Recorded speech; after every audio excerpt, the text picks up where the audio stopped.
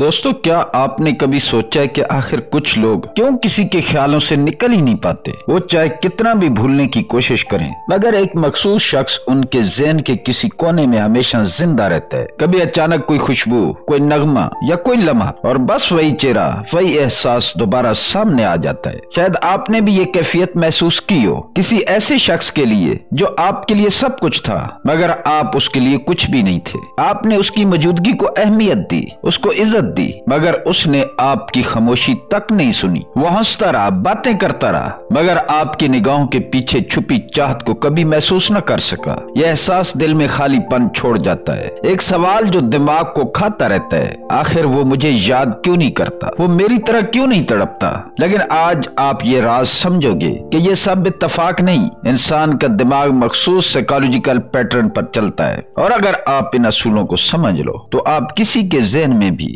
अपनी जगह शऊरी तौर पर बना सकते हो। इस वीडियो में मैं आपको बताने वाला हूँ 7 डार्क साइकोलॉजी टेक्निक्स जो किसी को भी आपके बारे में हर लम्हा, हर दिन, हर रात सोचने पर मजबूर कर सकती हैं, चाहे आप उनके सामने ना भी हो। मगर याद रखना, ये ताकत का खेल नहीं है। अगर आपने इसे गलत नियत से इस्तेमाल किया तो यही ताकत आपके खिलाफ जा सकती है। खास तौर पर टेक्निक नंबर 7 इतनी असरअंगेज है कि अगर जरा सा भी मिसयूज हुआ तो आप अट्रैक्शन नहीं बल्कि मैनिपुलेशन पैदा करोगे। इसलिए आखिर तक देखना, क्योंकि ये वो मकाम है जहाँ मोहब्बत और ज़हनी काबू के बीच लकीर खतरनाक हद तक धुंधली हो जाती है। तो शुरू करते हैं। टेक्निक नंबर 1, गायब हो जाओ।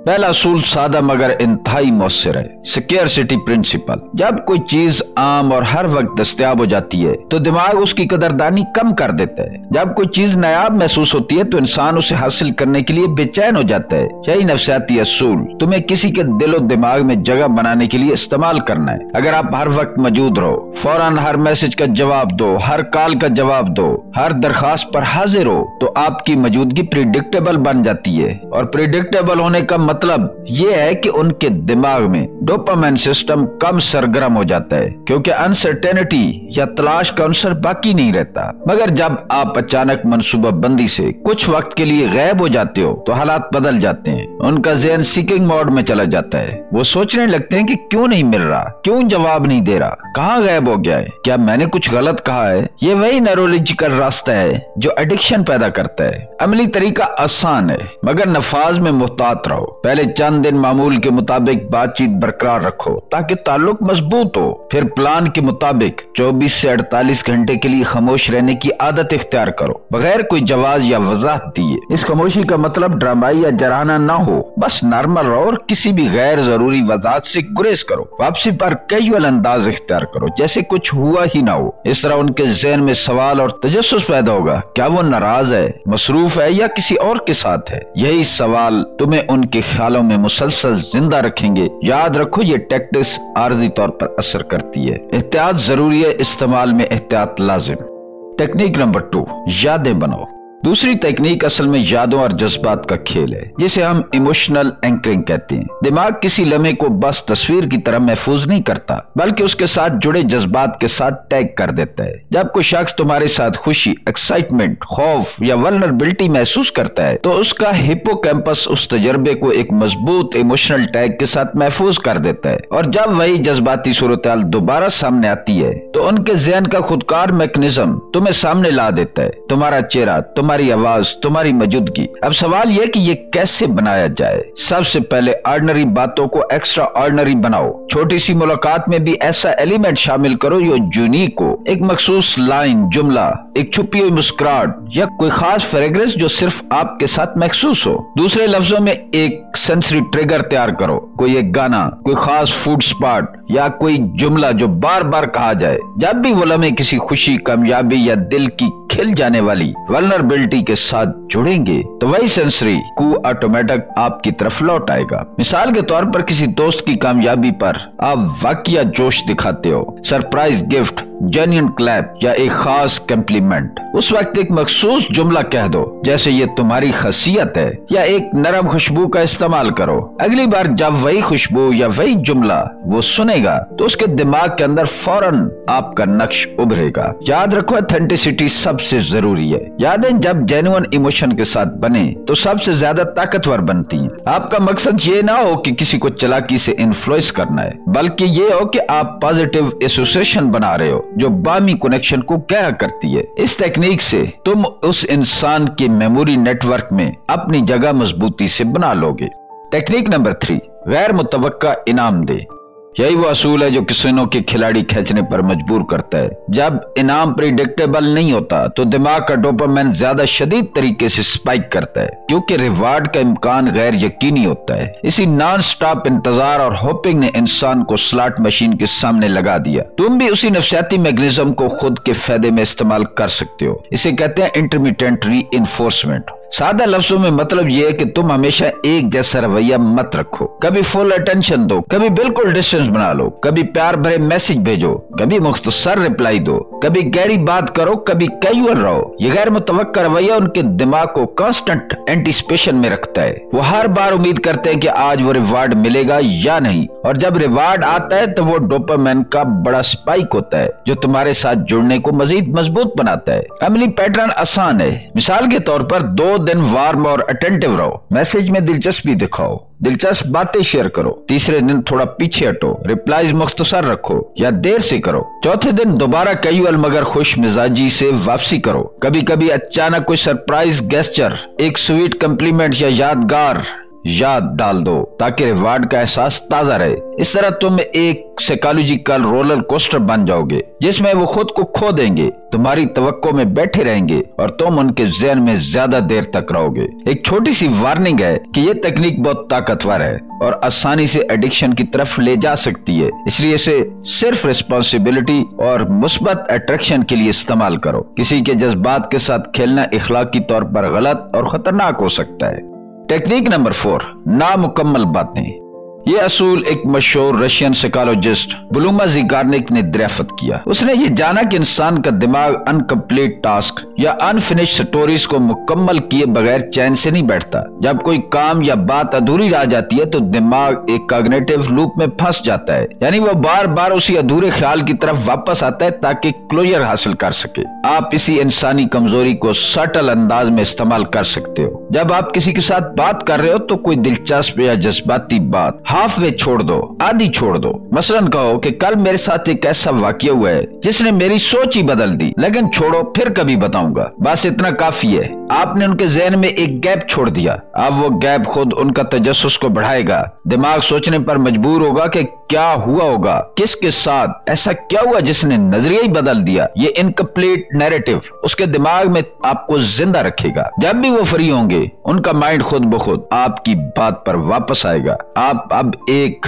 अनफिनिश्ड चैप्टर बन चुके होंगे, एक ऐसी कहानी जिसे उसका ज़हन मुकम्मल किए बगैर सुकून नहीं पा सकता। अमली तौर पर तरीका यह है कि हमेशा अपने इंटरेक्शंस में कुछ मिस्ट्री हुक छोड़ दो। हर चीज एक्सप्लेन मत करो, चाहे टेक्स्ट हो या फेस टू फेस बात। एक जुमला ऐसा छोड़ दो जो अनआंसर्ड रहे। मिसाल के तौर पर, तुम्हें वो बात याद है जो मैंने लास्ट टाइम कही थी वो दरअसल, और फिर टॉपिक बदल दो। याद रखो, इंसान कंप्लीशन के लिए वायर्ड है। अगर आप खुद को अधूरी कहानी के तौर पर पेश करोगे तो वो तुम्हें भूलने की कोशिश नहीं करेगा, क्योंकि उनके दिमाग ने भी आपको क्लोज ही नहीं किया। टेक्निक नंबर 5, सबकी पसंद का तासुर।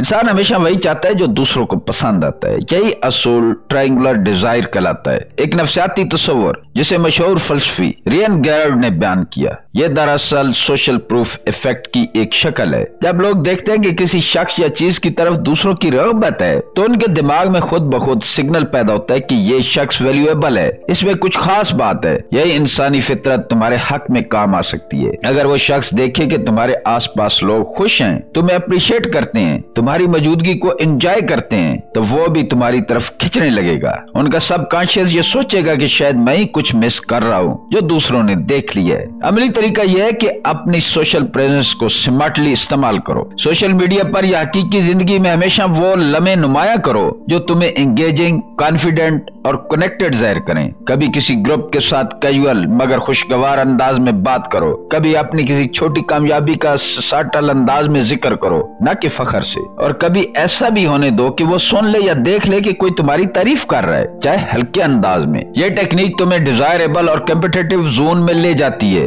अब वो तुम्हें सिर्फ चाहने नहीं बल्कि हासिल करने की ख्वाहिश करेगा, क्योंकि इंसानी ज़हन में अट्रैक्शन का बड़ा हिस्सा ईगो ड्रिवन होता है। हम वही जीतना चाहते हैं जिसे दूसरे भी चाहते हैं। इस तरह आप एक साइकोलॉजिकल स्केर्सिटी बन जाओगे। तुम्हारी कदर बढ़ जाएगी सिर्फ इसलिए कि तुम्हें सब कीमती समझने लगे। टेक्निक नंबर 6, अक्स बन जाओ। ये टेक्निक न्यूरो साइंस पर मबनी है। हमारे दिमाग में मिरर न्यूरॉन्स होते हैं जो हमें दूसरे इंसानों के एहसासात, हरकत रिफ्लेक्ट करने पर मजबूर करते हैं। जब तुम किसी के बोलने के अंदाज, बॉडी लैंग्वेज या एनर्जी लेवल को सटल अंदाज में मिरर करते हो तो उनका सबकॉन्शियस तुम्हें अपना मान लेता है। इंसान को सिमिलरिटी पसंद है जिससे वो कनेक्टेड महसूस करे, उसकी तरफ नेचुरली अट्रैक्ट होता है। इसका तरीका यह है कि बात करते हुए उनकी टोन, स्पीड और एनर्जी को रिफ्लेक्ट करो। अगर वो ऐसा बात कर रहे हैं तो आप भी नरमी से बात करो। अगर वो पुरजोश हैं तो अपने एनर्जी लेवल को मैच करो। ये कनेक्शन शऊरी नहीं लाशऊरी होता है। उनका दिमाग कहेगा कि ये मुझे समझता है, ये मेरी वाइब पर है। और यही वो लम्हा होता है जहां फेमोलैरिटी अट्रैक्शन में बदल जाती है। टेक्निक नंबर 7, कभी नजदीक और कभी दूर। ये आखिरी टेक्निक सबसे ज्यादा ताकतवर भी है और सबसे खतरनाक भी, इसलिए इसे पुश पुल पैराडॉक्स कहते हैं। आसान अल्फाज में ये वो रिदम है जिसमें आप कभी बहुत करीब आते हो, फिर अचानक पीछे हट जाते हो। कभी इंटेंशन दिखाते हो, उनकी तारीफ करते हो, उनकी जरूरत को वैलिडेट करते हो। अगले लम्हे तुम्हारी मौजूदगी कमजोर पड़ जाती है, तुम थोड़ा डिस्टेंस हो जाते हो। यही धचका और जज्बा कॉन्सिक्वेंसेस उसके दिमाग में एक मजबूत एडिक्शन लूप बनाता है। जब तुम उन्हें अपनी तवज्जो देते हो तो उनके अंदर डोपामाइन आता है, खुशी, कनेक्शन, रिलीफ का एहसास मिलता है। जब आप दूरी बना देते हो तो वही दिमाग uncertainty, anxiety, fear of loss महसूस करता है। ये इमोशन का रोलर कोस्टर उन्हें आपकी तरफ इमोशनली डिपेंडेंट कर देता है। वो तुम्हारी वैलिडेशन के बदलाव पर जीते हैं। आप महज एक फर्द नहीं रहते, आप उनके साथ के कंट्रोल सेंटर बन जाते हैं। अमली तौर पर इसे फ्लो करना आसान मगर हकमियत में मोहतात होना जरूरी है। मिसाल के तौर पर 3 दिन वाज़े मुकम्मल तवज्जो दो, कॉल्स, टेक्स्ट, माइल्ड सरप्राइजेस, दिलचस्प गुफ्तगू, फिर 2 दिन साइलेंस रखो, शॉर्ट रिप्लाईज, डिलेड रिस्पॉन्स, कोई एक्स्ट्रा एक्सप्लेनेशन नहीं। एक दिन नरम और केयरिंग वापसी करो, अटेंशन, स्वीट मैसेज, और फिर पैटर्न को नरम तरीके से रिपीट करो मगर इंटरवल्स बदलते रहें ताकि प्रिडिक्टेबिलिटी खत्म हो जाए। एक बहुत अहम इंतबाह है इसमें कि ये तकनीक बासानी मैनिपुलेशन में तब्दील हो सकती है। हाथ से बढ़ने की जरूरत में आप न सिर्फ किसी का दिल तोड़ सकते हो बल्कि एतमाद भी खत्म कर सकते हो। इसलिए एथिकल बाउंड्रीज रखना जरूरी है। रिस्पेक्ट, कंसेंट और दूसरों की इमोशनल सेफ्टी को हमेशा अवलीन रखो। Ethical disclaimer.